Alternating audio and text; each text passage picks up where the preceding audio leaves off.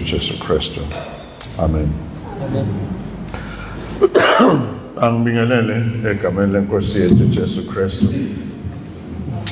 Kulaba abaqalayo ukukhonza nathi namuhla siyanamukela kakhulu la Sound Doctrine Fellowship.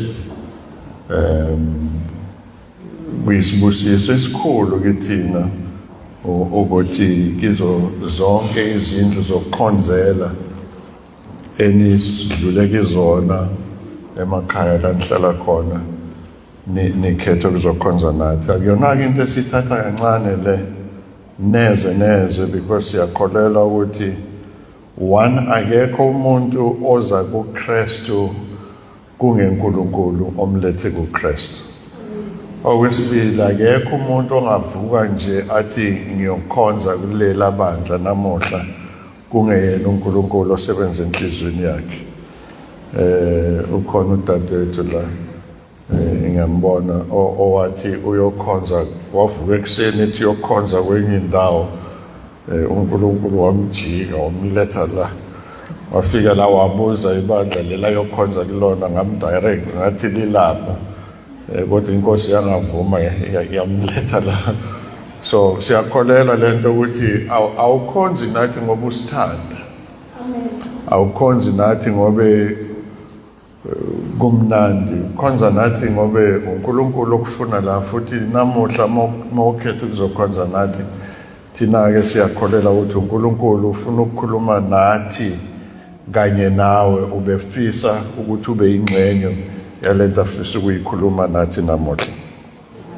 So ngaloko siyanamukela ubaba wala ekhaya unokuthi kini nensanda ufika sinamukela ngalendlela ukuthi isihlalo ohleli kusona seyesakho sithatha uhambe naso inkonzo mayiphela uhambe naso ekhaya ukuze next week mawubuya ungasweli indawo yokuhlala uyibeka njalo ubaba.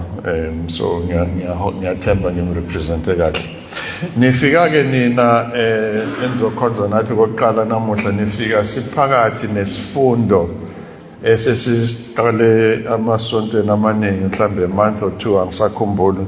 Isifundo esikhuluma ngenkolo nombuso kaNkulunkulu. Mhlambe masinya nje ukuthi uKristu ayikho inkolo afike ayijoyina futhi ayikho inkolo uKristu afike wayiqala wathi nayi inkolo landelani lenkolo. Naleli gama lokuthi abantu abalandela uKristu ba amaKristu akulona igama eleza noKristu, akulona igama eleza nabafundi, akulona igama eleza nabantu bona abakade basenkolweni yobuKristu bazibiza ngamaKristu. Igama abantu abangakholwa abekade bebona abantu abenzisa okaKristu abekade beboshwa ngaleso sikhathi bekuyigama bebanikezwa lona. Ngikhumbula ngisafika la eNatal bekunabantu banikezwe igama lokubafaka in trouble. Umsebenzi wami bekuletha ukuthula phakathi ka-ANC no-IFP ne-Nationalist Party bengu-CEO we-Peace Secretariat. So ukuthula konke kwalodlame bekudlula kimina bekuwumsebenzi wami ukuletha ukuthula ngalezo ikhathi ney'ngxoxo. Kunamagama beba-identifya abantu ngawo ukuze babe in trouble. Obaka-ANC bebathi amaqabane. Mawuthe uqabane usenkingeni nabantu abangazwani neqabane okuyi-IFP. Kwi-IFP bafuna ukufaka enkingeni bebathi ukhova. Mawukhova hayi usenkingeni kulabo abangekho ku-IFP. So naleli gama elithi Christian ubuKristu bekuyigama elinjalo. Bekuyigama loku-identify abantu abalandela noKristu ukuthi bawokhova labo. Mase uthi ukhova seniyazi ukuthi fanele abush, fanele ashone, fanele abulawe. Uyiqabani fanele abulawe nakhona bekunjalo. So lento yobuKristu bekungeyona inkolo, bekuwabantu abakade belandela izimfundiso zikaKristu. Kwasetshenziswa leli gama to put them in trouble.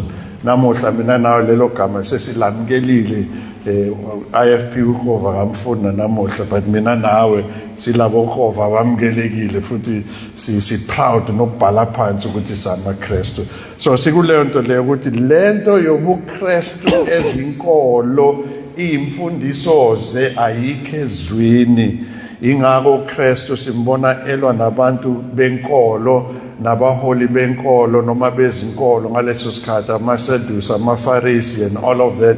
Matthew chapter 1, chapter 2, Matthew 21, 20, 21 and 21, 22 and 23.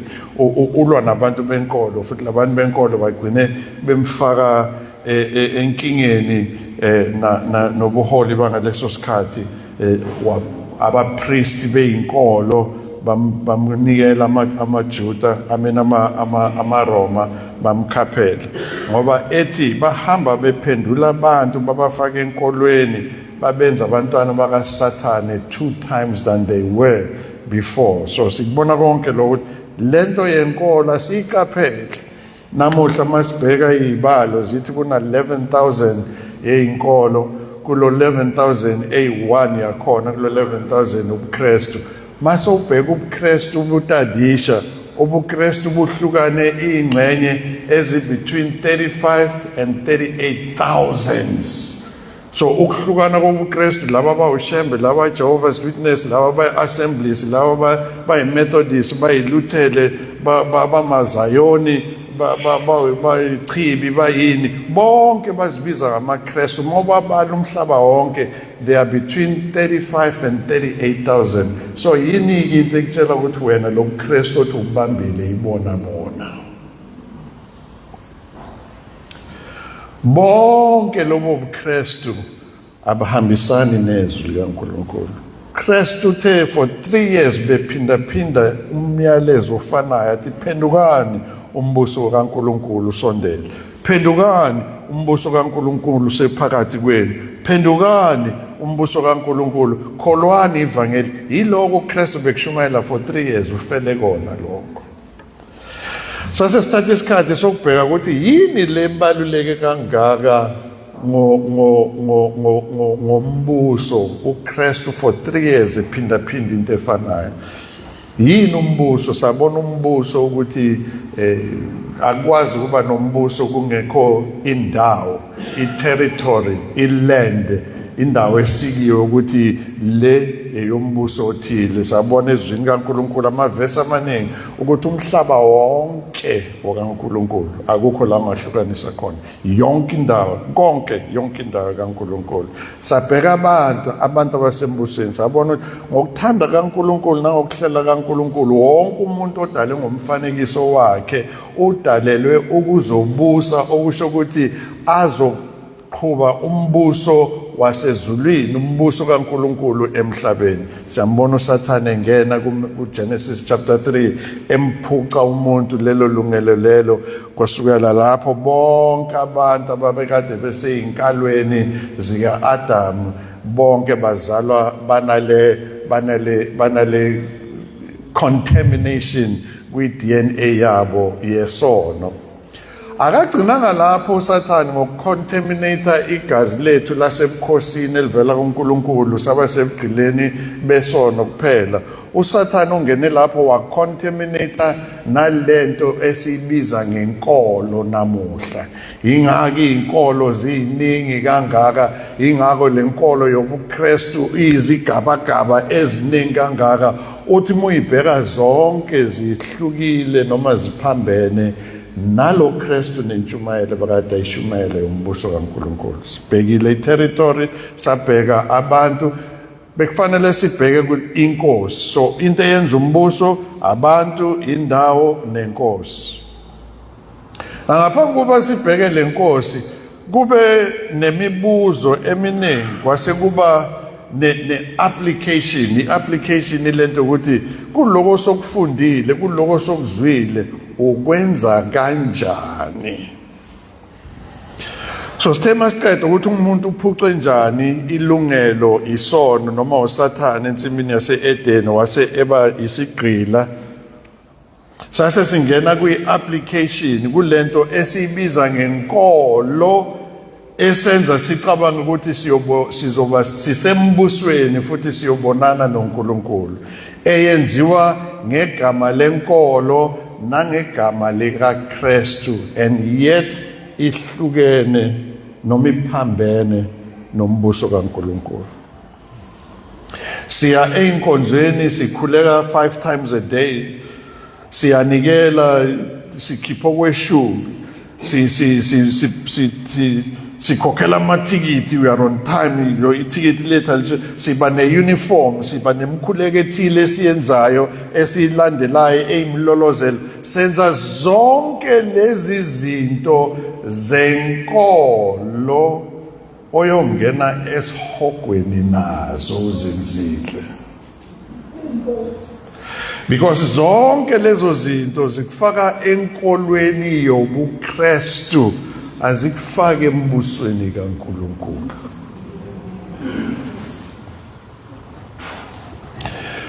Sabona ubaba beshumayela wasikhomba ukuthi ayikho into ongazenzela yona wena engamjabulisa uNkulunkulu. Ayikho. Noma unganikela amamiliyoni la esontweni wenzeni, mina ngizozithengela imoto eziphambili, ama Range Rover ngihambe ngawo, awuzungena ezulwini, uyongena esihogweni namamiliyoni asele nami njengomfundisi wakho. Ngoba ayikho into ongayenza ikuthokozisa. Kule nkonzo yasekuseni le yeinhlanga zonke kube nombuzo phakathi nesonto kwi-growth group yakhona ukuthi yebo siyezwa ukuthi inkolo nombuso kuhluke kangakanani. Yebo siyavuma futhi sibonile ezwini ukuthi ukuze kube nombuso kunabantu, kunomhlaba, kunenkosi nemithetho. But in essence, in real life, manje kuyisonto 2025,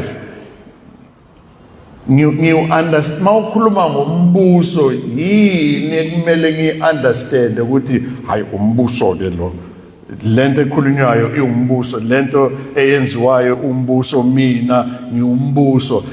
Asiyizwa lento, siyakubona lokho okuthathu noma okune, the law, the king, the territory and the people, but how does it happen? So sizobheka lokho namuhla, indlela esizokwenza lokho namuhla, sinalento abazalwane abaqalayo ukufika.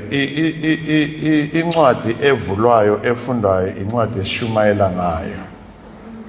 Namuhla sizoba all over ukuphendula lowo mbuzo, because uma e-crossroads babe nalenkinga, chances yokuthi babe nalombuzo nalokudideka, chances ukuthi nathi abanye bethu mhlambe asi-understand, siyayizwa kepha si-understande kahle ukuthi in real life siphila kanjani lento, siyenza kanjani. So zama ukuphendula lowo mbuzo. Sizokwenza njenge-Bible study bazalwane, ngeke sikwenze njengenkonzo nokushumayela la sithatha incwadi ebese sihamba ngayo until the end. Sizokwenza njenge-Bible study, sizoba yonke le ndawo. Yini umbuso kaNkulunkulu? Into arch, roof, umbrella yayo yonke lento esokhuluma ngayo namuhla, ukuthi uma ubheka umbuso kaNkulunkulu ithathe exactly ngiyasithanda isiZulu sithi umbuso.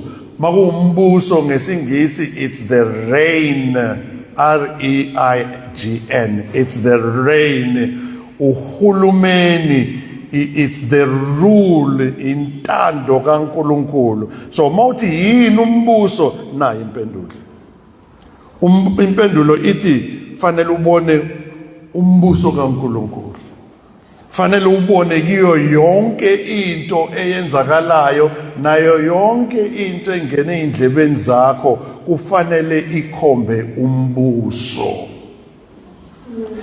Into oyenzayo, into oyicabangayo, into ephuma ngomlomo wakho kumele ithi mbuso, kumele ithi kingdom in every way. Akulona itikiti ne-uniform nokuba la esontweni nokuphakamisa izandla haleluya makucula uzukhala ukhala inyembezi mekuthandaza uthandaze ukudlula wonke umuntu uthi umbuso no umbuso is everything oyishoyo oyenzayo oyicabangayo noyibukayo nendlela oresponda ngayo ezintweni ezinhle nezimbi naseyitheni zakho nako konke indlela oresponda ngayo kumele ibabaze ithi umbuso kingdom because wena awukho enkolweni usembusweni angi-illustrate lento masinya niyabezwa thina abefundisi mesishumayela sithi umuntu mekuphathe kabi mxolele ngoba iBhayibheli lithi mxolele 7 times 70 kepha umgcine lapha ungazukhohlwa into akwenze yona ngoba inyoka mekushaye kanye isazokushaya iphindelela imamba le kusho thina befundisi esisenkolweni ebese embusweni uthi isitha sakho siphukudla mesilambile siphukudla mesinqanyiwe siphamanzi ukuphindelisa okwami noma ngabe lento siyenza 70 times 7 wena yenza njalo uzokwenza kanjani uma ngixolela bese I keep you at arm's length inkolo isho njalo umbuso awusho njalo sisendawonye bazalwane now uma uthi yini ke umbuso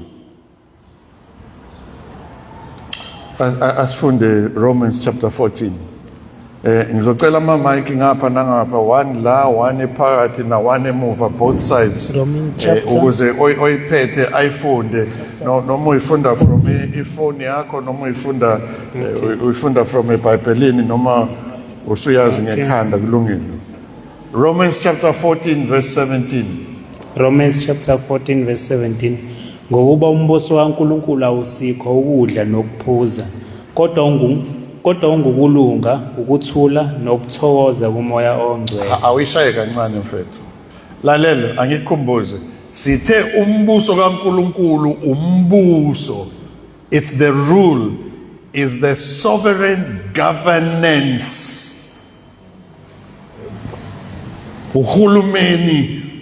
uhulumeni kaNkulunkulu na ngicela uyishaye kancane akona nje ukudla nokuphuza kuyini ukushaye kancane ungajahi ngokuba umbuso kaNkulunkulu awusikho ukudla nokuphuza kodwa ungukulunga na lokulunga akhuluma ngako akona lokulunga ukuthi yazi unjila indoda elungile man waze kwalunga unjila and wahlala neceleni kobaba olungile usosibo avelungile usosibo angakhomula ijacket nayo avela kuphe yona ibe ngeyakhe ahambe eqimbile akubona lokho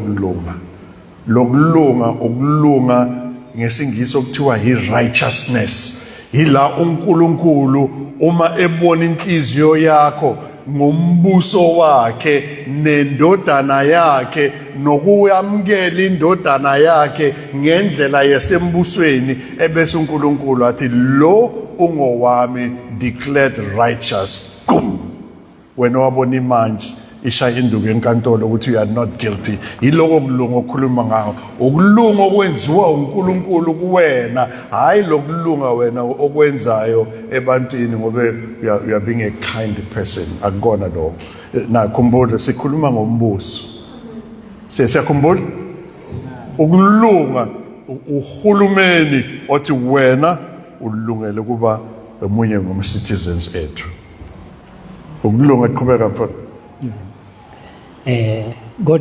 kodwa ungukulunga ukuthula nokuthokoza kumoya ongcwele now ukuthula because lo mbuso inkosi yawo inkosi yokuthula lo mbuso inkosi yawo iyinkosi yokuthula nokuthokoza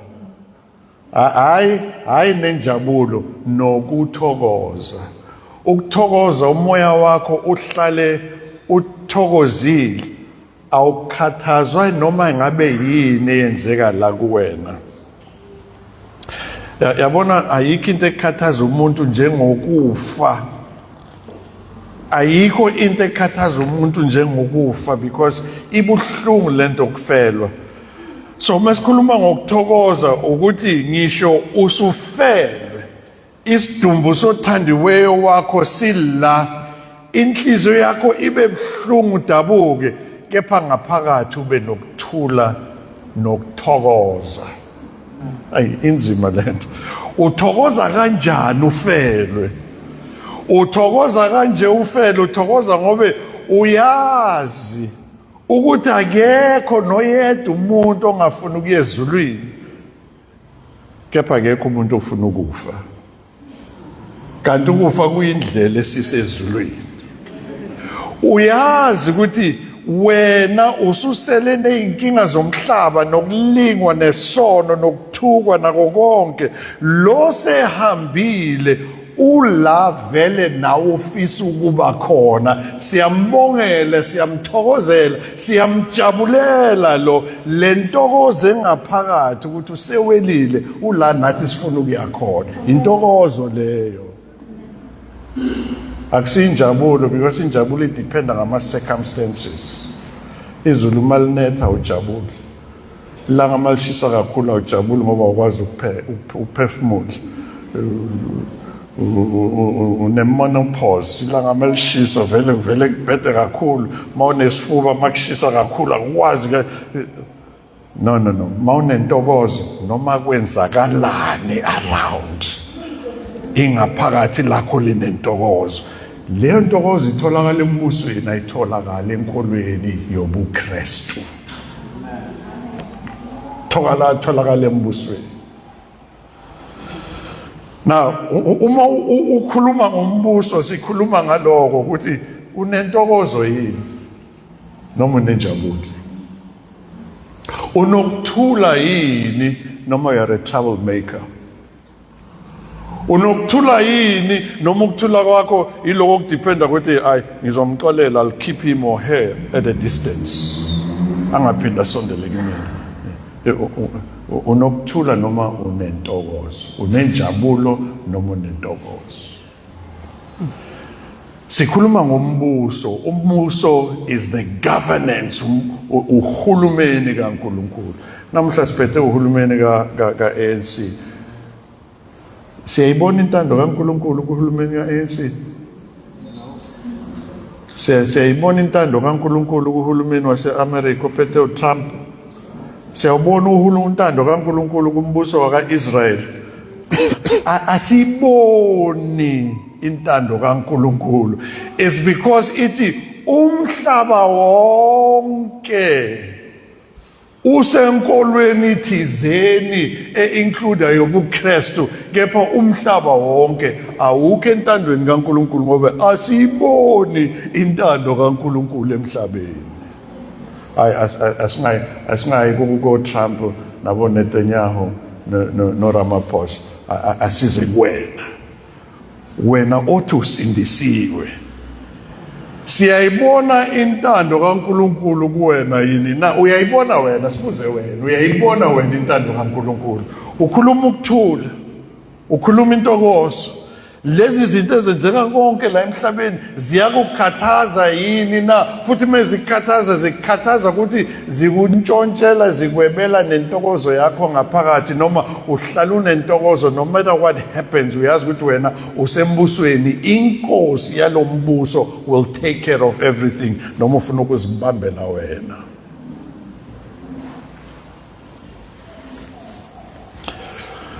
Psalm 103 verse 19. Ihubo 103 verse 19. Ihubo. Ashesheni bazalwane isikhathi asikho. Ihubo 103 Ihubo 103 verse 19. verse 19. Usimakade umise isihlalo sakhe sobukhosi ezulwini. Umbuso wakhe ubusa phezu kwakho konke. Isihlalo sikaNkulunkulu sezulwini, yet umbuso wakhe uphezu kwako konke. Psalm 93 verse 1. Psalm 93 verse 1. Usimakade uyinkosi, wembethe ubukhosi. Usimakade uvunule, ubhince amandla.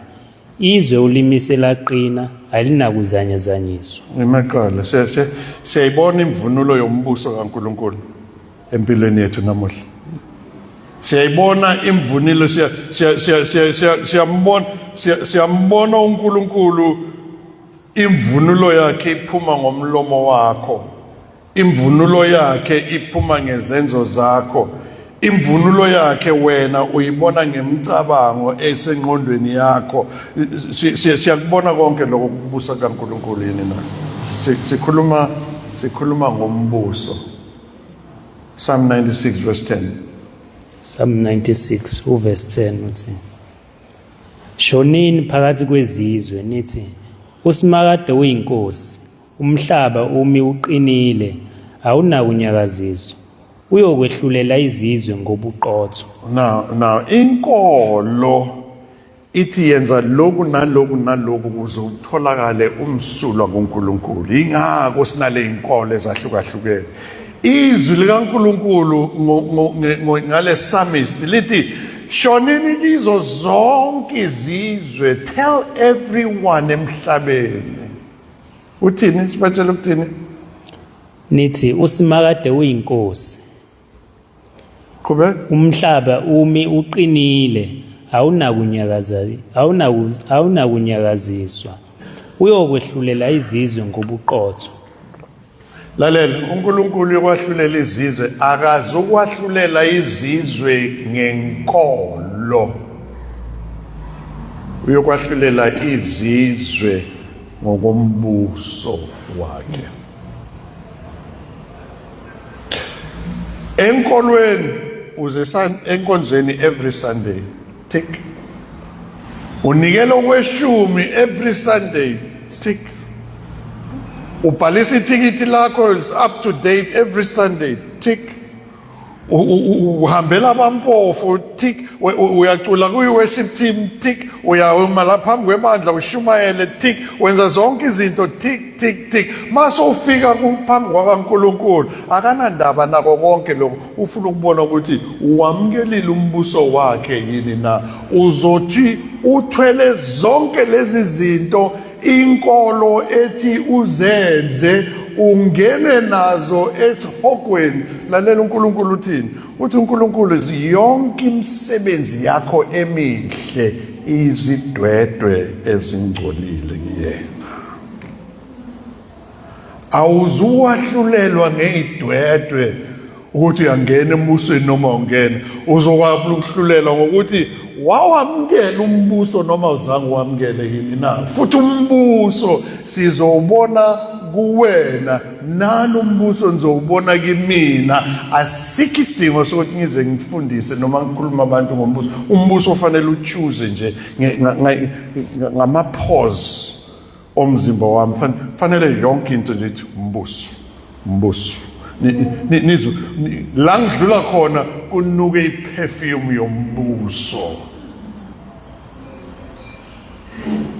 Okuphuma emlonyeni wami kuba umbuso kaNkulunkulu. Esikubonayo emhlabeni sibona umhlaba umelene nombuso kaNkulunkulu. Umhlaba ufaka abantu, uphendula abantu, bafaka enkolweni, basebenzisa igama likaKristu bathi they are Christians, yet balandela imithetho ethile. uKristu uze ukuzobuyisela abantu embusweni kaNkulunkulu. Umhlaba ulwisana noma uphikisana noNkulunkulu, even la ngaphakathi so called ebandleni siphikisene nombuso kaNkulunkulu. Obani namuhla ekuseni nayizolo bathe bethandaza ukuthi babethu sezulwini, malingcolisa igama lakho, mawufika umbuso wakho. Phakamisa isandla mawukhulekile lo mkhuleko namuhla. Ngiyandithanda nina nikhuluma iqiniso. Umama kuphela noDikoni, nina nonke nikhulekanga ngisho ninamanga. yazwani nama nisaba ukuthi emva kaloko ngizothini so ngcono ngaphakamisa.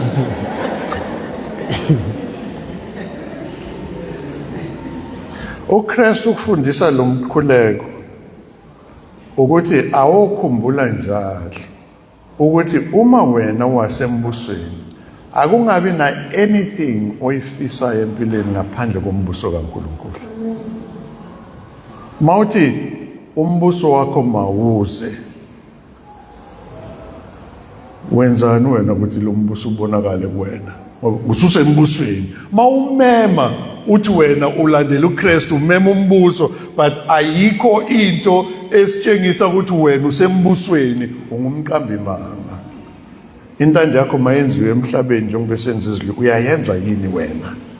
Because if that's the case unjilo fanele meqhamuka unjilo wonke umuntu ajika mbheke ngoba sibona umbuso kaNkulunkulu asibona unjilo. Anizwa lento. Okokuqala lokho masikhuluma ngombuso sikhuluma ngereign governance sikhuluma ngombuso kaNkulunkulu. Okwesibili masikhuluma ngombuso kaNkulunkulu sikhuluma ngensindiso yalo governance nensindiso yalo mbuso. Okwesibili lokho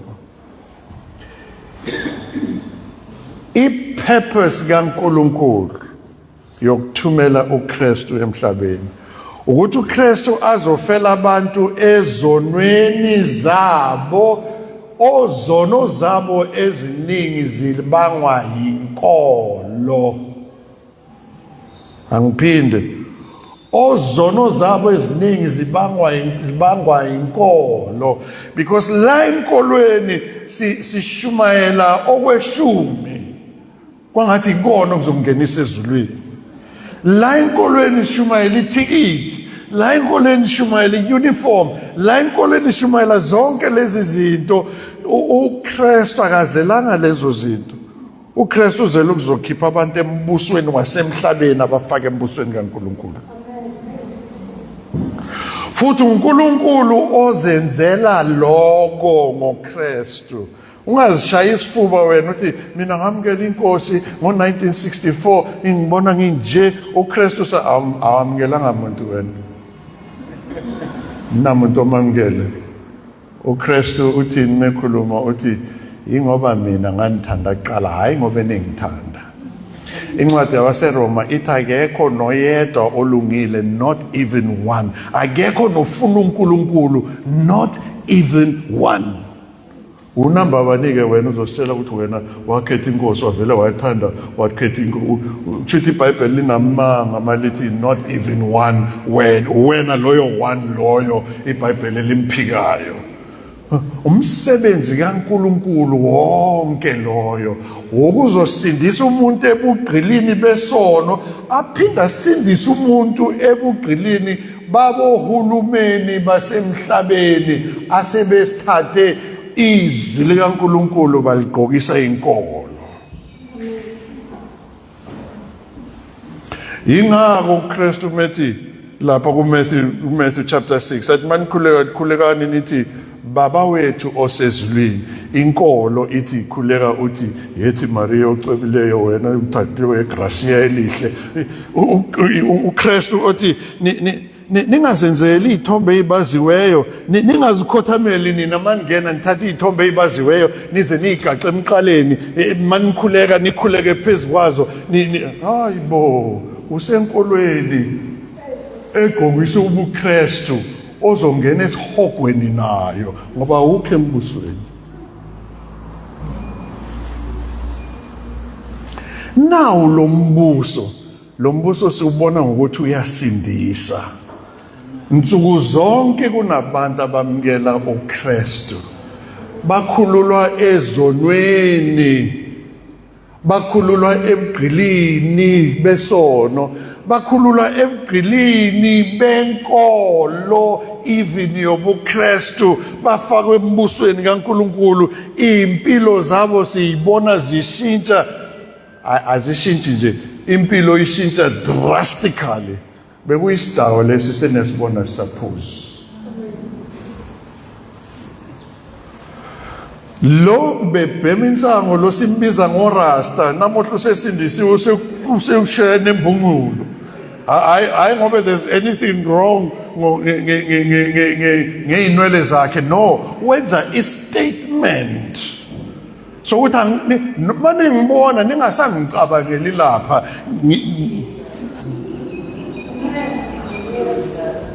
noma bengasindiswa yekumrasta ikhanda bambize ngorasta akushintshi ukuthi usembusweni kepha wenza istatement ukuthi umbuso kaNkulunkulu ufanele ubone kimina. Bese ke bambuza awuselona irasta bese ubanikeza indaba zombuso kaNkulunkulu.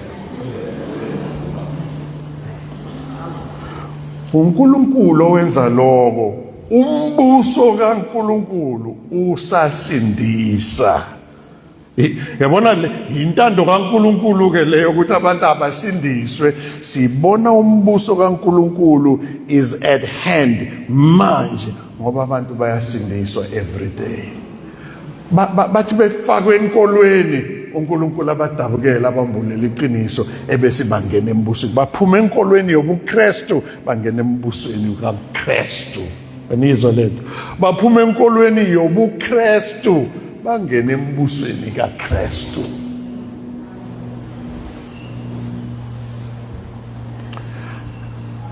Akwenzanga bona, kwenze intando yombuso kaNkulunkulu. Ephesians chapter 2, for you are saved by faith, by grace through faith. Nisindisiwe ngomusa ngokukholwa. Nako lokho akona okwenu ukuze umuntu angazibongi. Lalela, ungacabanga ukuthi le madlana yakho onikela ngayo esontweni ufanele uzibonge ukuthi uyongena naye ezulwini. Nithi noma ninikela niphakamisa ama-1,000 wenu nama-100 wenu nama-10,000 nenza ama-pleasure amakhulu, nicabanga ukuthi lezo imadlana zenu akusiyimali yakho le, imali kaNkulunkulu. Mawunikela unikela ubuyisela okungakaNkulunkulu vele, akungenwa ngemali embusweni. Angiphinde akungenwa ngemali embusweni noma ngabe ingakanani. Kepha inkolo ihambisa imali phambili. uKristu uthi freely you received and freely you will give. Abuye athi kinini ngicabanga ukuthi nemali, athi hey sekungamane nje kungena ikamele ngembobo yenalithi kunokuthi kungena umuntu ocebile ezulwini. Ebese wena ucabanga ukuthi ngokunikela kwakho ngemali yakho eningi uyongena ezulwini, ngeke ukubone umbuso kaNkulunkulu. Ningizwe kahle ngithi ningalethi imali esontweni.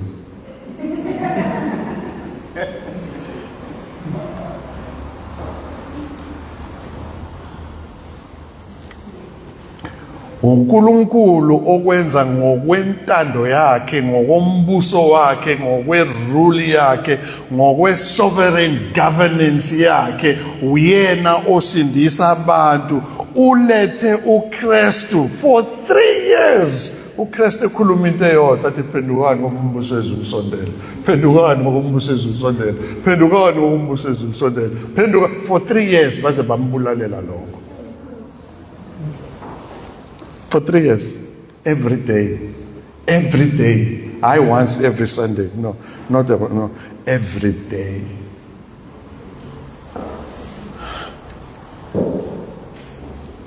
Phendukani ngokuba umbuso wezulu usondele, kholwani ivangeli, umyalezo kaKristu lo.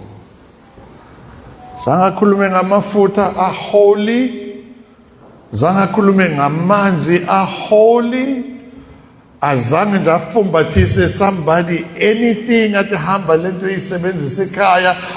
Umsebenzi kaKristu bekuzofaka abantu embusweni. Azange agqokisa abantu lezi zinto masingathi khumulani manje sinibone izinto enizifake la eyinqeni kini namanje singababaza umhlola. Ngempela mangathi deacon valani leminyango, bame labo deacon sithi asikhumuleni nizeni bantwana bakhe, imihlolo esizoyibona la akukho nokukodwa la uKristu kwambathisa umuntu khona izinto. wamfumbathisa nini izinto. Akuna necklace neyodwa, angithi ningafaka ama necklace eziphambano, but leyo necklace esiphambano is nothing. It's just a necklace. It's nothing. Noma ungayibiza ngerosary, noma ungayibiza ngesiphambano, noma ungayibeka esifubeni sakho uthi noma usukhohliwe ekseni ujike endleleni ubuye uyoyilanda uncamela ukuba late. It is nothing. Imoto yakho yoshayisa ilenga isiphambano la. Imoto yakho boyintshontsha ilenga isiphambano la ku-screen. Imoto yakho yoba kuyi-accident le uyofela kuyi-accident la emotweni ilenga isiphambano la emotweni. Inestika samfundisi. Okwesithathu, umbuso kaNkulunkulu umanje futhi is in the future. Manje sikhuluma ngombuso, asikhulumi ngento nje semoyeni, sikhuluma ngohulumeni negovernment. Sikhuluma ngokubusa kaNkulunkulu. Sikubonile manje ukuthi abantu bayasindiswa manje. Umbuso kaNkulunkulu loyo.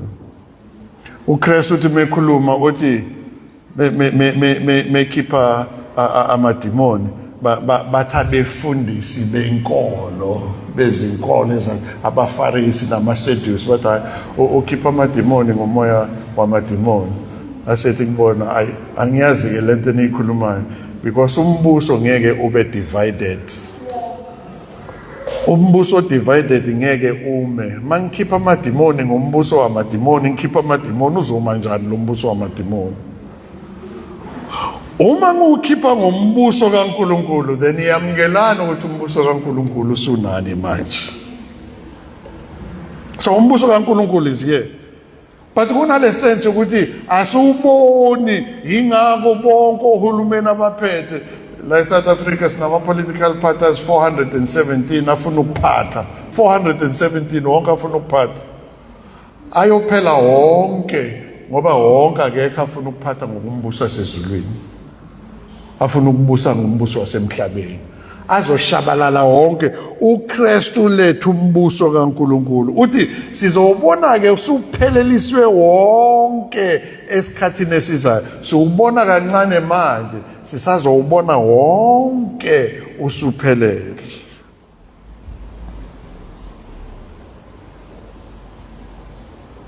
Funda Romans chapter 14 verse 11. Before that, qala ku Matthew chapter 8 verse 11. Matthew chapter 8. Matthew chapter 8 verse 11. Verse 11. Kepha ngithi kini baningi abayakuza bevela empumalanga nasentshonalanga bahlale badle noAbrahama noIsaka noJakobo embusweni wezulu. Matthew chapter 20 verse 21. Chapter 20 verse 21. Verse 21 uthi uJesu wathi kuye ufunani na? Wathi kuJesu yisho ukuthi lawa amadodana ami amabili ayakuhlala enye ngakwesokunene sakho enye ngakwesokhohlo sakho embusweni wakho. Now ithini lento ithi siyawubona umbuso manje kepha siubona wonke uphelele. Ezinye zezizathu ezinqala ezenza ukuthi singawubona umbuso ngendlela ekumele siubone ngayo ukuthi thina esizibiza ngamaKristu siyamaKristu impela lawa senkolweni yobuKristu asiwona lamaKristu wabiza ngokhova namaqabane. Ingaka abantu abawubona umbehluko sebazoze babone lo mbuso uma sofika egcineni hawu kanti lento le bebekhuluma ngayo bebeqinisile kanti fanele basizakale nabo ukuthi lo mbuso bawubone clearly ngami nawe khona manje. Hayi siyobona usuphelelisiwe iningi labantu lizobe lisesihogweni bengekho kulowo mbuso kepha nayo into ezobe ikhona bazobe bewukhothamela lowo mbuso bengekho kuwona. Awufunde uRomans chapter 14 uverse 11. Romans chapter 14 verse 14 11. verse 11. Lapha emuva ngibona Mike omunye lapha emuva afunda uPhilippians chapter 2 uverse 10 noverse 11. Ngokuba kulotshiwe ukuthi ngifunga ukuphila kwami Imake uNkulunkulu lo khulumayo bazalwane lalelani uNkulunkulu lo khulumayo uthini ngokuba kulotshiwe ukuthi ngifunga ukuphila kwami wonke amadolo ayoguqa kimi nezilimi zonke ziyovuma uNkulunkulu. Lalela ke ngithe ekseni ngikhuluma nalabazalwane uNkulunkulu lo khulumayo uNkulunkulu akadinge nakancane njengoNkulunkulu akadinge nakancane ukuthi mekhuluma nathi fanele aze asinikeze isiqiniseko uyinkosi into ayikhulumayo iwumthetho fanele siyenze but phela lo uNkulunkulu uyafunga uNkulunkulu uyafunga la uthi for as long as ngiphila mina nawe sifunga sithini over my dead body mina nawe sisho njalo sithi over my dead body uNkulunkulu uthi akathi over my dead body because ngeke azafe uthi ngiqinisile for as long as I live onke amadolo ayawuguqa.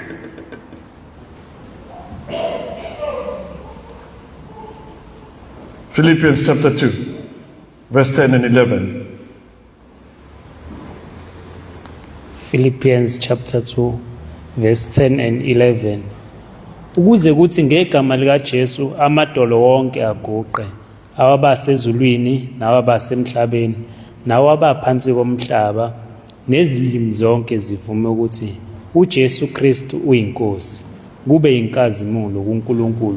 Na izole verse lithi bese kuba inkazimulo kuNkulunkulu. Ngapho uyafunga ukuthi wonke amadola azomkhothamela wonke.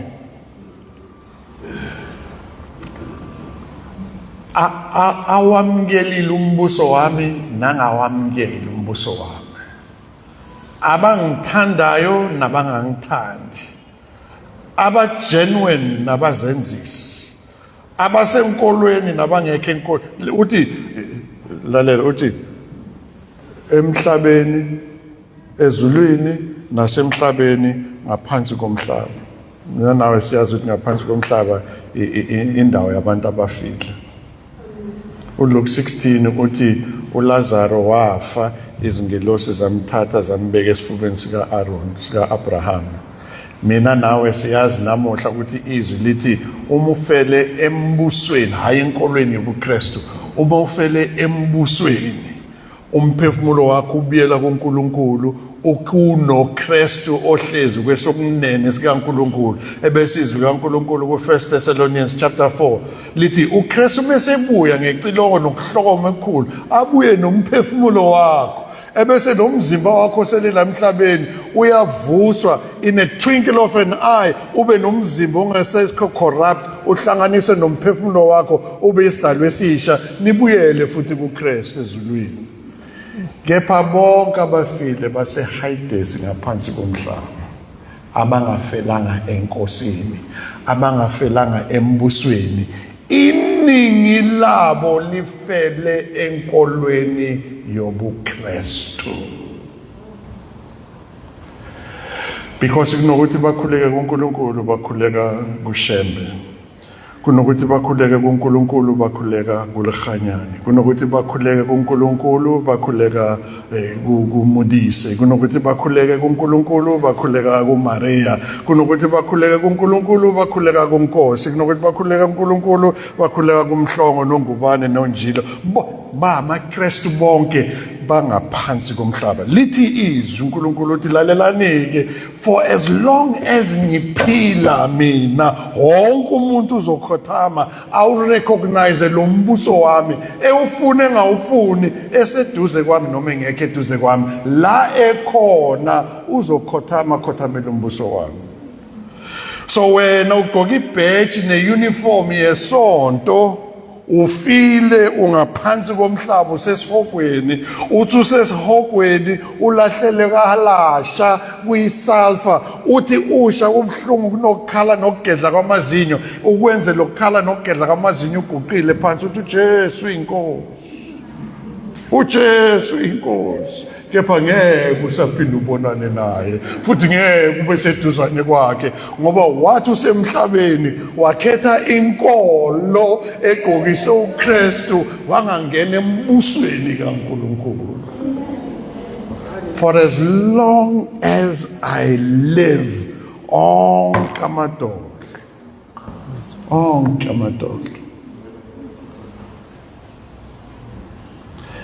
ngeke usamshaya uMaria lapha umshaya la emhlabeni uthi ethi Maria wena usifake ezulwini lakho usikhombise uKristu angeke usamkhumbula uMaria lapha because uzoguqa phansi uthi uJesu inkosi ngeke usathi wena Shembe is the way. No, Christ is the way, but usula ukhona there's no way ukuthi uye ngale because that way ayisekho kunalomkhawulo omkhulu, this chasm between la ukhona nakuKristu. Kodwa uyoguqa ngamadolo uthanda ungathandi uthi uJesu inkosi.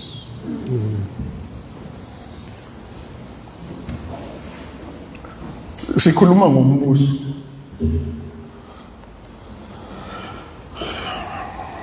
Kunephuzu lami lokugcina elisele elilodwa kodwa ke isikhathi asangivumeli.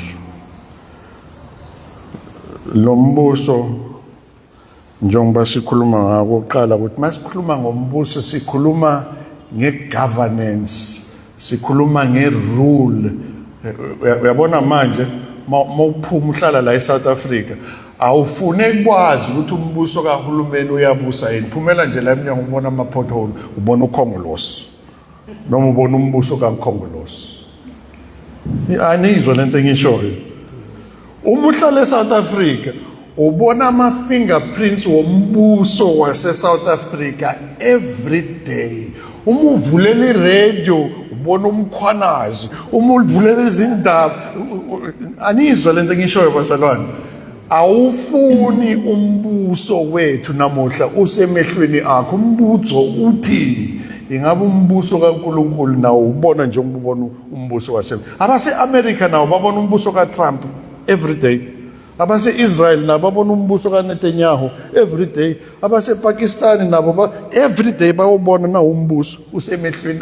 Awubuzi, awufuni nokwazi ukuthi kuphethe bani la ekhaya, ubone emehlweni. Wena masikubhekile thina siyawubona lo mbuso yini na. Ngokuqala lokho masikhuluma ngombuso sikhuluma ngento that's on your face every day. It should be on your face. Kusekhaya, kusemsebenzini, kuseyikoleni, kuseyihlotsheni, konke la ukhona fanele makufika masoqhamuka nje kuthiwe awu nawo umbuso kaNkulunkulu. Okwesibili masikhuluma ngombuso kaNkulunkulu fanele siubone lo mbuso usindisa abantu. Lalelayo. Wena sononyaka usindisiwe. Sono 2 years usindisiwe. Sono 5 years usindisiwe. Sono 10 years usindisiwe. Uzibiza ngomuntu osindisiwe. Sebangaki abantu abasindisiwe ngenxa yakho? Because umbuso kaNkulunkulu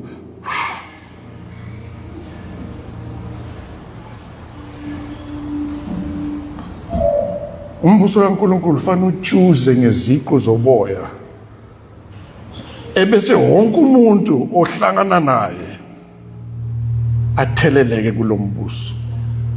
Usenkolweni yobuKristu wena uyofa ungena esihogweni ubuKristu bakho. Futhi siyofika sikhulume kahle emngcwabeni wakho. Sikhulume kahle kanti wena ugedla nokukhala kwamazinyo la ukhaya. Kuba uyakwazi nje inkosi ithi ubuye uzothi hawu bazalwane yekeni lento angikho lapha. Because wena usenkolweni yobuKristu engibiza ngomasingcwabisayo.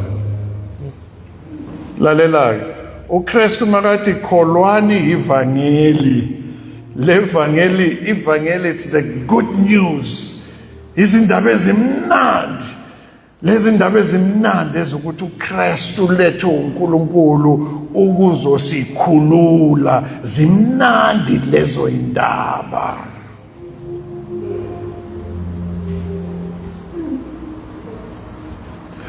Uma ungabona abantu basindiswa everyday awukho lo mbuso sikhuluma ngawo nje kodwa into engekho. Ayikho kuwena, ayikho kumina, ayikho ebandleni la ukhona. Yingakho njalo mekwenziwa ialtar call the same people ubabona basukuma last week besukumile kune altar call na this week uyasukuma na next week na last year uyasukuma makwenziwa altar call because njalo makushunywa ilizwi kaNkuluNkulu uyazibona ukuthi hayi mina ngisindisiwe ufanele ngisindiswe kanti no awunqakiswa insindiso wena unqakiswa inkolo egqokiswa ijacket yobuKristu bese usuka lapho uzitshela ukuthi umKristu awuyena umKristu wena umKristu sembusweni kaNkuluNkulu.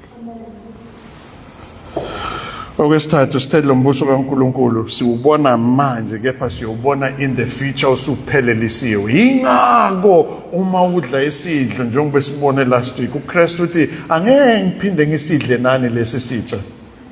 Senzeni njalo nina mina sengosenza nani sesisonke embusweni kaNkuluNkulu.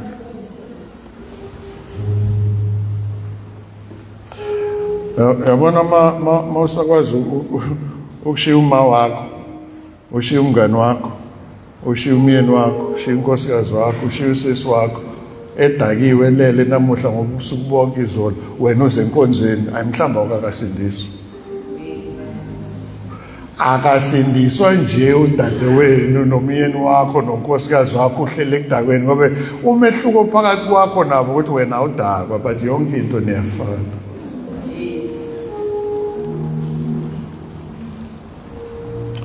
So why fana khethele inkolo yakho? Uyafana nomuntu ongamela besenkolweni. Akayihlalela idakela. Ngoba bona bakwazi ngcono ukudlula mina nawe. Ngani yami? Yabona lapha ku Real Stockfell.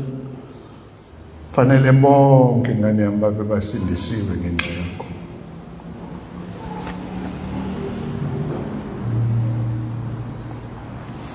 Fanele abangani bakho bathi akulula ukuhlala nalomuntu.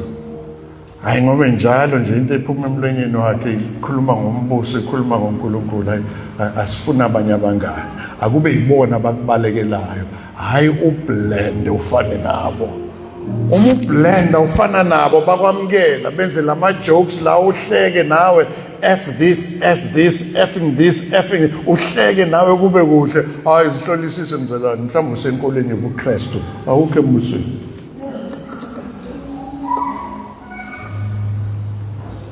Yabona uhlala iTV uyibona iTV imnandi impela uyibuke but every second word ephuma emlonyeni wama actors iphambene nentando kaNkuluNkulu uhleke kube mnandi hayi mzalwane sihlolisise awukwazi yonke into ephambene nentando yasembusweni fanele ikuphathe kambi fanele kube nokuthuthumela kuwena ukuthi ayakwazi kwenzeka into nje phambi kwami